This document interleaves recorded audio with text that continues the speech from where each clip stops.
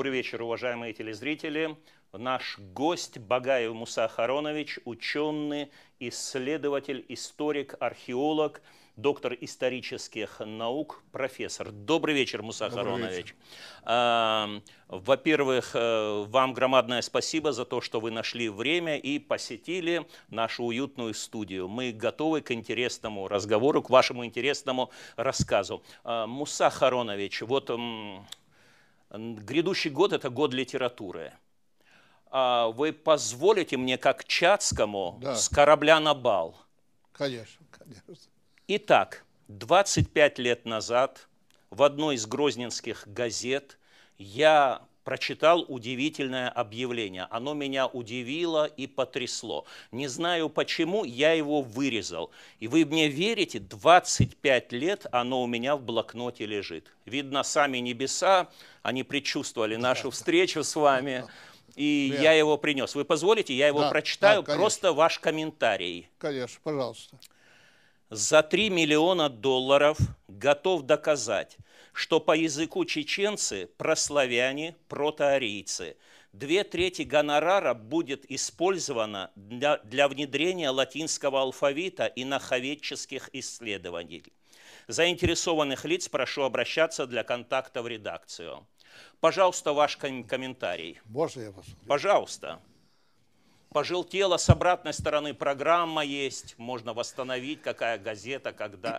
Но это было еще до Первой войны. Зелень хочет, надо было тут написать, какая газета, число. Молодой был тогда. Ну, ты молодой, и поэтому это не сделал.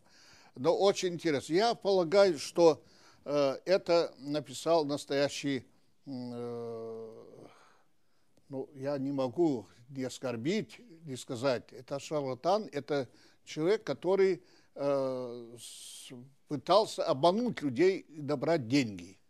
Он же говорит, за 3 миллиона кто-то должен. Я был поражен началом. А если, допустим, у меня не хватает $500 000, человек не будет доказывать древность народа и языка? Ну, он рассчитывает, наверное, на тех, кто тогда имели такие деньги, а такие деньги имели, СССР развалился, все разворовали, у кого-то были.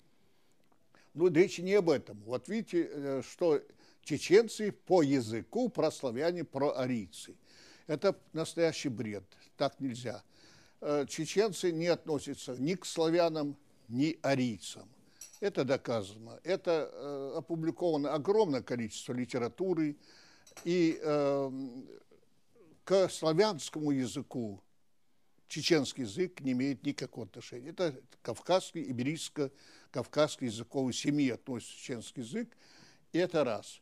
Во-вторых, к арийцам никакого отношения. Только я просто боюсь увлекаться, поскольку вот это муссируется в последнее время представителями, я их называю лженауки, что чеченцы потомки, прямые потомки арийцев. И при этом ссылаются, вы знаете, ссылаются на Гитлера и на его идеолога Карста, который сказал якобы, я не знаю, где это Карст, откуда где-то взял, что вот в начале Второй мировой войны вот на Кавказе есть одно чистое племя, арийское, это чеченцы. Знаете, вот якобы это сказал. Ну, если сказал, ну и Бог с ним сказал. А теперь из него сделали жупила и бравируют вот эти вот представители лженауки, что чеченцы последователи или потомки арийцев. Никакого отношения к арийцам чеченцы не имеют. Нету этому никаких доказательств. Теперь по латинскому языку. Знаете, когда развалился СССР и парад независимых республик начался, чеченцы во главе, вот даже наши преподаватели вузовские попались на эту удочку и говорили, что немедленно чеченскую письменность надо алфавит перевести на латиницу. Поразительно, что И было сделано в Министерстве образования, науки и нашей республики, Ичкерии, не нашей республики, Ичкерии, уже в министерстве объявления на дверях были по латыни написаны. Но фамилии тех чиновников, которые сидели в этой кабинете, фамилии были написаны буквами из кириллицы. Так что латиницы там нет. Ну, скажем, кабинет, там что-то такое, такое-то, это написано на латыни.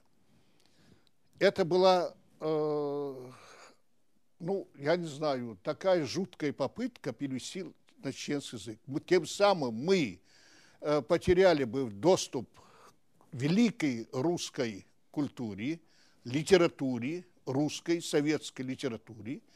И если даже допуск был, мы должны были ее перевести на латынь, с латыни потом на чеченский. Вы представляете, какие затраты, огромные затраты. А кто этим будет заниматься?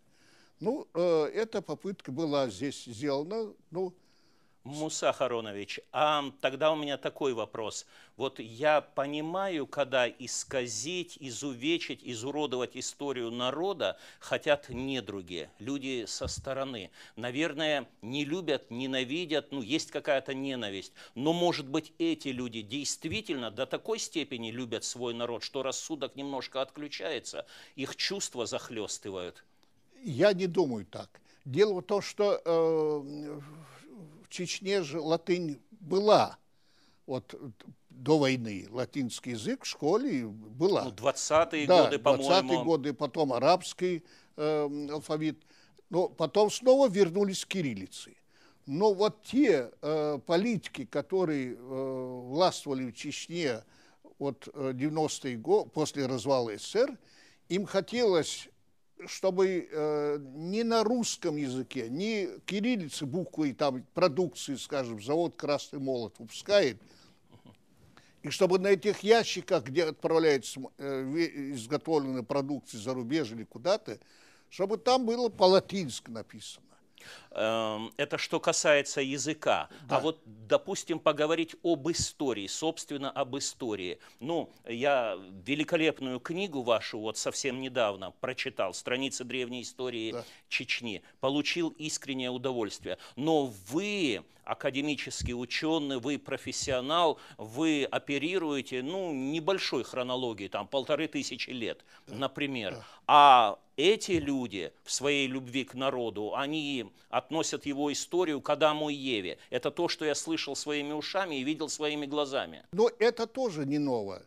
К сожалению, мой бывший студент, хороший краевед, Муса, фамилию я сейчас не припомню, из Ингушетии, он издал книгу прямо накануне развала СССР, книжку, маленькую книжку, вот примерно вот такого вот объема, «Язык Адама и Евы». И он в этой книжке доказывает, я это слово беру в кавычках, доказывает, что Адам и Ева общались между собой, тогда еще Ингушетия не отделилась, и он пишет дипломатично. Они между собой разговаривали на войнахском языке. Сегодня, если он переиздаст эту книгу, у него будет написано, что они разговаривали на ингушском языке. Если чеченец пишет сегодня такую же книжку, а такие есть, они говорят, что они разговаривали между собой на чеченском языке. Таким образом, получается, что первые люди на земном шаре говорили на чеченском языке. Это бред, настоящий бред, так нельзя говорить. Это совершенно исключается. Никто сегодня не может сказать, на каком языке разговаривали между собой Адам и Ева. Нету такого доказанного факта. Поэтому, а чеченцы, тем более, ингуши, тем более, такой мизерный малый народ. А если уж огромный этнос, если говорил на том языке, тогда надо либо китайцы говорили, либо индусы. То есть в своей любви к родной истории не надо притягивать за уши какие-то факты. Да, конечно. Надо любить язык и историю такими, какие они есть. Конечно, конечно, конечно. И не надо пытаться где-то вот в тех древних цивилизациях искать своих потомков. Надо сегодня быть, я так как преподаватель могу сказать, надо быть сегодня цивилизованным. А те, которые были цивилизованные, скажем, Египет, Месопотамия, Индия, Китай и так далее, древние цивилизации, привязывать себя к ним, конечно, и вам хочется, и мне хочется, чтобы мои предки относились к цивилизованным регионам. Но они же здесь, на Кавказе, выросли. Мы же автохтоны, мы же аборигены Кавказа, они какие-то пришли со стороны. Вот это самое важное. Но, слава Богу, в вузах таких людей пока нет. В вузах. Ну, хотя как есть поддерживающие где-то вот такие поползновения, но непосредственно преподаватели в вузах сегодня с такими, пусть грубо будет сказано, бредовыми идеями, к счастью, нет.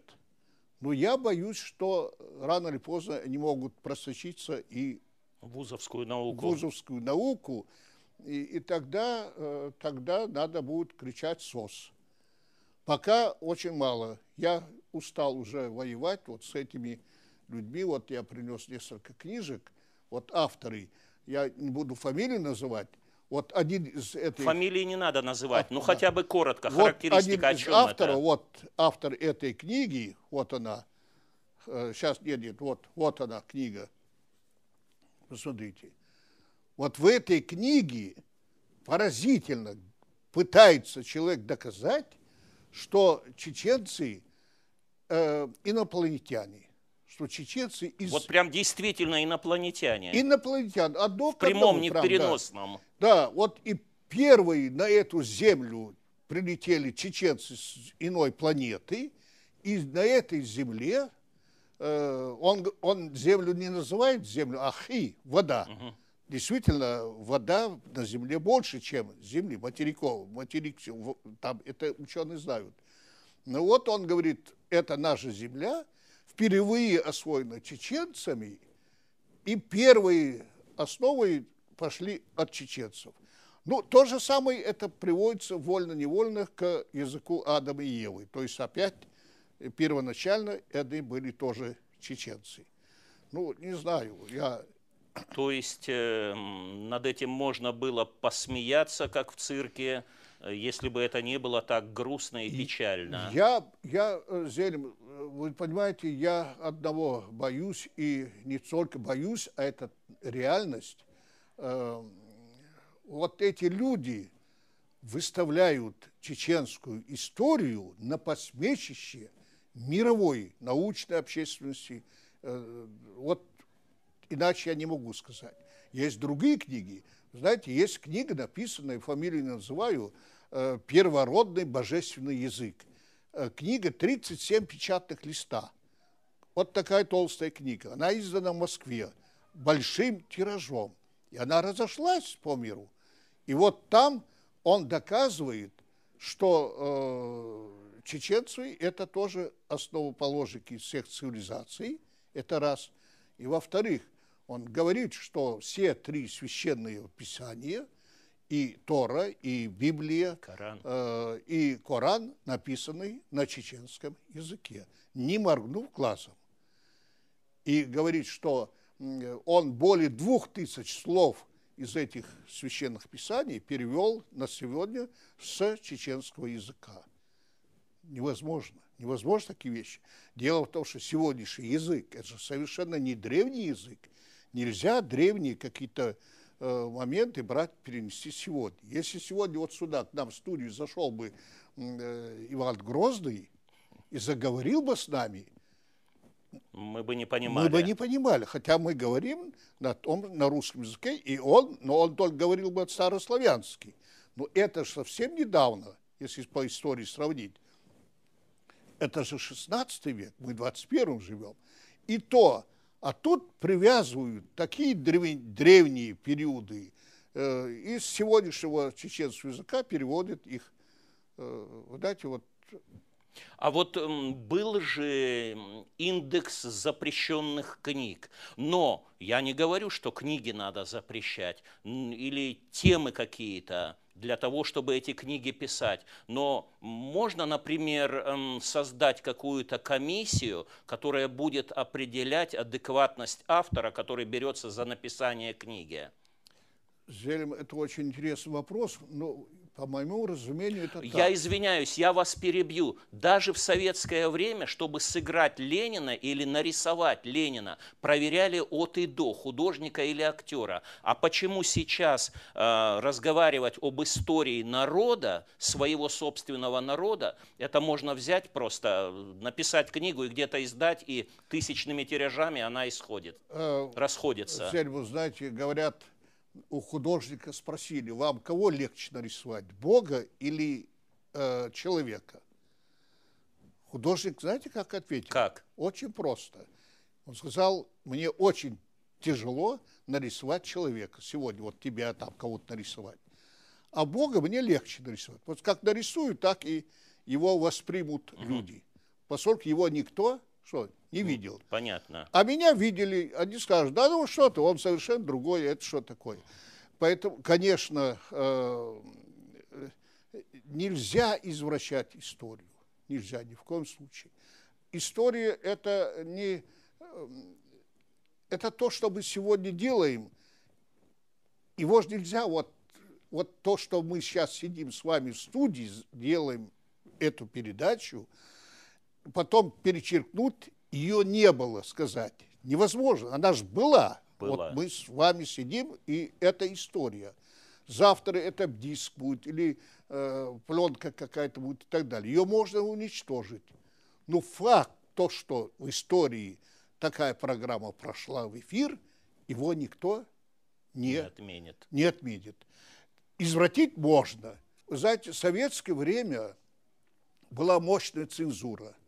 Ну, древнюю историю, вот когда эти авторы говорят, древнюю историю чеченцев, что они были первые цивилизованные и так далее, КПСС запрещал этот секрет выдать.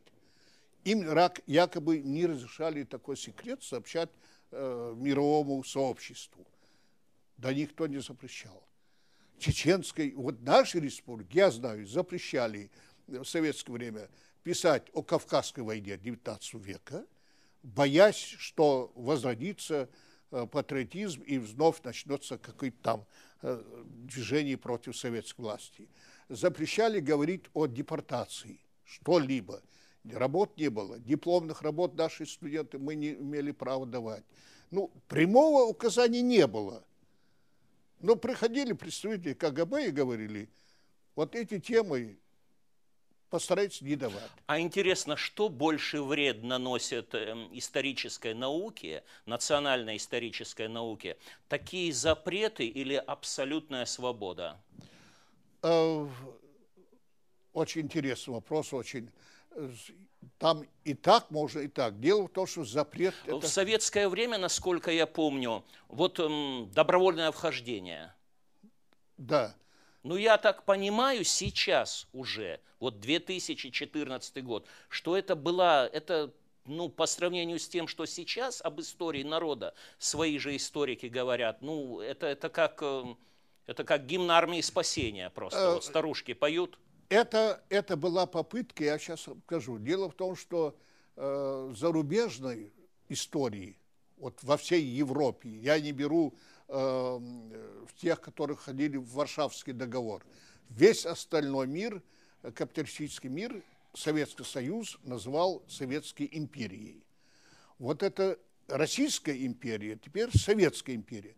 Надо было поломать вот это понятие империя, Советская империя.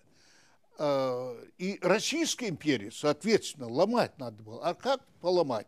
А чтобы все, которые были России, царской России завоеваны, все эти народы, чтобы провели, ну, скажем, парад о добровольном хождении с этого региона в состав России, царской России. Царской, да. Да. Вот так и началось. Дошла эта очередь до Чечни.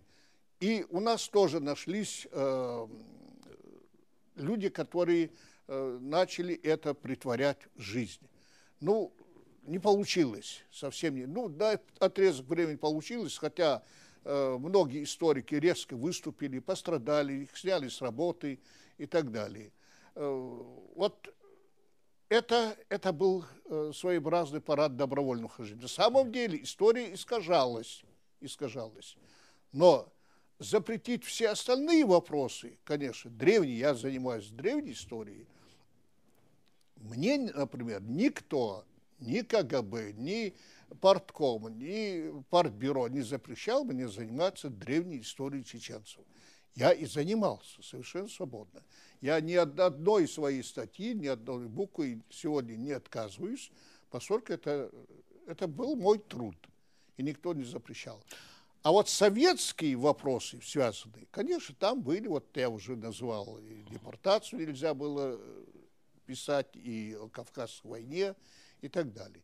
В Кавказской войне сейчас, в последнее время, уже идет настоящая война историографии, я бы сказал. Есть попытки доказывать, что Кавказская война была вызвана набегами горцев на южные регионы России, Российской империи, Царской империи. И вот в ответ на это началась эта Кавказская война. Это неверно. Это тоже смешно. Это очень смешно. И теперь, особенно главным образом, благодаря кавказским ученым, вот, дагестанским, и в последнее время очень мощная когорта выросла в Чеченской республике, историки, которые занимаются этими проблемами. И ни в коем случае не умаляя значение России, советской школы, да, и теперь России, мы от России получили очень многое. Как это можно отвергать? Ни в коем случае. Если мы прочитаем работы, опубликованные в последние годы Юрием Андреевичем Ждановым, долгое время возглавлявшим Ростовский университет, мы увидим, что кавказские народы огромный культурный потенциал получили от русской культуры, так же, как русская культура получила от кавказских народов. Это видно по работам Пушкина, Лермонтова, Толстого, Полежаева и многих, которые здесь побывали. Муса Харонович, вот говорят, когда ты дом себе закладываешь, выбирай соседа. Да. Вот я, так получилось, постоянно хожу по книжным магазинам. Наверное, с книгой точно так. Вот ваша книга стоит на полках, на прилавках книжных магазинах, а рядом с ними стоят книги совершенно различных авторов. И тех авторов, о которых вы сейчас негативно отзывались. А вот те историки, которых вы хотели бы иметь в соседях, чтобы они стояли рядом с вами, вот Муса Харонович Багаев. Вы можете назвать фамилии? Наши, вы сказали, национальная школа, чеченская. Да, я бы хотел, чтобы постоянно наши читатели не только видели, но покупали, читали книги, во-первых, исторические, я бы сказал, Халида Шаева. Обязательно, это исторический роман, у него трилогия. «Пламенные годы». Хотел, вот я вижу у вас книга Арсанова, Саидбей Арсанова. Когда познается дружба. Знаете, я ее несколько раз прочитал. Студенческие годы. Я лично знал Саидбея Арсанова. Вот сегодня наши студенты, это история наша. Это ее надо читать. Я бы хотел, чтобы наша молодежь покупала, читала исторические, все исторические романы Абузара Айдамирова. Не просто, чтобы многотомно его полностью на полке стояли, и чтобы их читали. Но а сегодняшние историки, это Шарпудин Ахмадов, это великолепный историк, который описывает первое социальное движение на Кавказе под руководством шейха Мансура. Прекрасный историк, профессор, академик наш, президент академии Гапуров Шахру Леонидович, который сегодня практически возглавляет ту мощную когорту историков, который сверхобъективно разъясняет проблемы связи России с Кавказом в XIX веке, что не говорят другие. Яуз Ахмадов. Потом есть другие историки. Вот сейчас в Москве работает Зарема Ибрагимова, талантливейшая наша выпускница. Ну и так далее. Их работы должны быть не просто на полках стоять, они должны настольными быть книгами. Настольными книгами наших сегодняшних. А вы знаете, я не просто так у вас это спросил. Вот да. Буквально 4 дня назад он меня узнает, этот юноша. Вот на нашей автостанции здесь, на Беркуте, подошел и спросил, а какую книгу по истории Чечни можно прочитать, и чтобы она была достоверно, выдержана, спокойно и аргументированно написана. И вот вы как раз таки сказали это. Да, вот эти книги. Но, к сожалению, знаете, есть еще одна маленькая, я просто эфир не могу не сказать. Мы сами себя друг друга не читаем. Писатели не читают друг друга, поэты не читают друг друга, историки не читают друг друга. Понимаете, мы... Разобщены? Да, разобщены.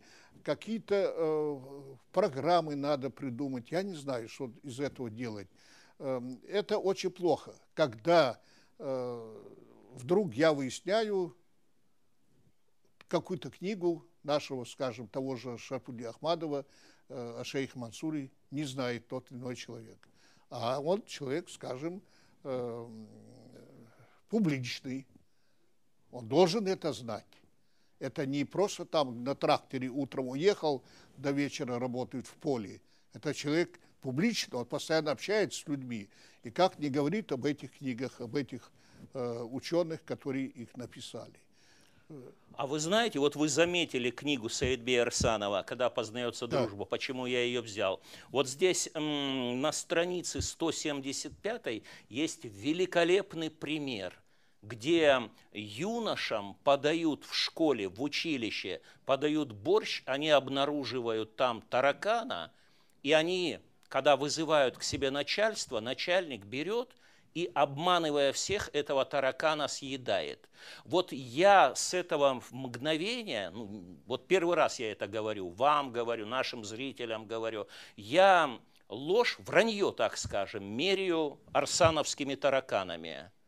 То есть я хотел у вас спросить как раз-таки, а в истории Чечни много таких писателей, которые уже объелись этими тараканами, врут? Историки, писатели. Вот прежде всего этот момент я бы хотел еще добавить, даже более расширить. Да. В нашем краеведческом музее до развала СССР об этом документе мне рассказал Умаров Сираждин Сусаевич, историк, археолог. Мы с ним вместе работали в разведках, работали, раскопки делали. Так вот, он мне рассказал, что в архиве нашего краеведческого музея, который в войну разрушили, и документ пропали, там был документ 20-х годов, когда Москва просила здесь на месте открывать профессионально-техническое училище, чтобы вовлекать рабочих, как раз Арсанов тоже об этом времени пишет, чтобы как можно больше вовлекали молодежь в рабочий класс, чтобы здесь создать чеченский рабочий класс. Так вот, что делали? Действительно, каждый поселок, даже Веденский или Очхой-Мартанский или Нажаюртский, посылал в Грозный, скажем, определенное количество юношей. Их поселяли в как-то бараках, общежитии, так скажем, и общая столовая. И там документ, он мне говорит, обнаружили такой документ. Подали борщ, и все сидят, борщ. Ну, все там сказали, что обязательно, это же мусульмане все, должно быть зарезано мусульманину и так далее. Сказали говядина, ну, они борщ ели, и одному подбросили. Сам борщ был сделан на говядине, но кому-то подбросили свиной пятачок, нос свиньи. Конечно, он увидел, и все бросили, тут же побросали, вернулись в свои села. А в Москву пошла депеша, что мы принимаем все меры, чтобы привлечь молодежь чеченскую в рабочий класс, в ПТУ, чтобы они там приобрели специальности токаря, там, слесаря. Они бегут, они не хотят учиться и так далее.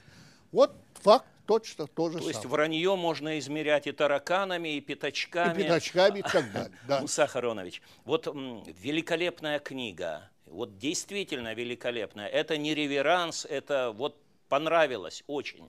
Приятно. Но, вы знаете, у вас практически во многих главах, в каждой главе, вы в конце, в финале пишете с сожалением или с глубоким сожалением, и какой-то артефакт, какой-то исторический предмет, он утерян во время войны. Вопрос у меня такой, а инвентаризацию проводили? Вообще много унесла предметов материальной духовной культуры чеченцев, вот эти трагические события? Что-нибудь перепись сделали? Что сохранилось, что исчезло? Башенные комплексы, башни? Дело в том, что вот в этом музее сохранилось, было все археологические материалы из раскопок на территории нашей республики, начиная с 30-х годов. Ленинградский ученый еще Круглов возглавлял экспедицию. Вот с тех пор материалы хранились. Частично вот кругловские материалы, ленинградских ученых 30-е годы, они Эрмитажи вот там хранятся, значительная часть. Ну, какая-то часть была здесь. А вот, скажем, после нашего возвращения депортации, в 1957 году была создана Северокавказская археологическая экспедиция во главе с Крупновым, крупнейшим кавказоведом. Так вот, все эти коллекции находились в этом музее. Это 5 отрядов, каждый год по 3-4 месяца работали. Эти материалы находились здесь. Кроме одной части, вот Сержанюртский могильник, там есть поселение, могильник. Вот материал из могильника находился в Москве, Институт археологии. Он и сейчас там находится. Сейчас я слышал, якобы его передали в Музей искусств Востока. Это на Арбате, рядом с Арбатом. А вот остальные были здесь. И вот война, когда началась, первые бомбы пали, конечно, на этот музей. К сожалению, даже не к сожалению, я не знаю, как сказать, во-первых, музей разворовали до бомбежки еще. Когда вот этот весь кризис начался, уже разворовывали музей. Бандиты, воры, я не знаю. То есть я боялся эту фразу произнести. Дело в том, что я тоже работал в этом музее, да. И музей действительно был к военным действиям уже опустошен в чем-то. Да, да, уже мы требовали охрану дать там и так далее. Вот разворовывали практически музей. А война добила. И вот теперь, после сразу, как затишье было войну, работники музея разгребли все эти завалы, достали сохранившиеся коллекции, они сейчас находятся в работе. У нас при Академии наук создан археологический центр археологических исследований. Возглавляет его археолог, кандидат исторических наук Мамаев Хамид Магомедович. И еще 3 молодых археологов, мои аспиранты, работают вот в этом центре. И все они сейчас задействованы в музее. Они делают паспортизацию вот этих сохранивших так вещей. Как паспортизация еще не произведена Не полностью. произведена. Это очень трудно. Дело в том, что вот эти вещи, на каждой была этикетка, с какого могильника, с какой могилы, название. Эти этикетки бумажные, они утеряны. Теперь надо поднимать отчеты археологические, они хранятся в Москве, в Институте археологии, в архиве. Мы должны копии этих отчетов, и здесь уже по этим отчетам искать эти вещи, они там есть на рисунках. Это очень кропотливая работа, но она проводится. Мне очень приятно, что вы задали такой вопрос. Муса Харонович, вот время, к сожалению, подходит к концу. Последний вопрос я вам задам. Да. Вот вы знаете, я же тоже преподаю и в педагогическом колледже, в Чеченском госпединституте. И вот у нас есть факультет искусств в пединституте. Они едут на пленэр поработать. Да, да. А вот, допустим, экспедиции сейчас бывают? Я понял вопрос. В этом году... И, кстати, они хотели узнать, когда они увидели, что я одел галстук, и спросили, с кем я иду навстречу, я назвал вашу фамилию, они спросили, а человек, который не имеет отношения к университету, к вашему факультету, к истории, к археологии, но это же романтика, как он может попасть, если вообще может? Сейчас скажу. Мы уже 3 сезона своих аспирантов, студентов посылали дагестанскую экспедицию, дербентская такая экспедиция археологическая. У нас условия не были, не разминированные поля, места и так далее. Это небезопасно выводить студентов на практику. И вот в этом году, вот летом, впервые наш университет во главе с Мамаевым Хамидом Магомедовичем проводилась экспедиция Алхан-Калинского городища. Это Грозненский район. Это начало. Начало, первые уже ласточки. То есть в перспективе... Да, в перспективе действительно мы будем проводить экспедиции, большие экспедиции, минимум 20-25 дней группа студентов будет проходить. Конечно, желающих со стороны принять вот такой вот экспедицию мы там 1-2 можем, а более это немного сложно. Сложно будет. Ну, главное... начало есть. Начало есть, да. Муса Харонович, вы знаете, вот опять я произношу эту фразу, с сожалением, время ограничено у нас. У вас есть 90 секунд, чтобы обратиться к гражданам республики с любыми словами. Я бы, наверное, повторил бы ваши слова. У вас есть еще одна программа, я очень с удовольствием эту программу смотрю вашу, но у вас есть одна пропагандистская, или, как скажем, или рекламная, чтобы читали, побольше читала наша молодежь литературу, художественную, научную. И я бы вот пожелал всем своим согражданам нашей республики, чтобы они вспомнили, что есть у нас библиотеки в школах, в селах, в городе несколько библиотек, чтобы приходили в эти библиотеки, брали эти книги, читали. Тогда вам будет понятно, кто правду говорит, кто неправду говорит. Хотя бы будете в курсе дела. Я бы пожелал бы побольше чтения нашим жителям. Спасибо. А вам, уважаемые телезрители, я напоминаю, что в гостях в студии «Вечерний чай» был Муса Харонович Багаев, доктор исторических наук, профессор Чеченского госуниверситета. Громадное вам спасибо. До встречи. Спасибо.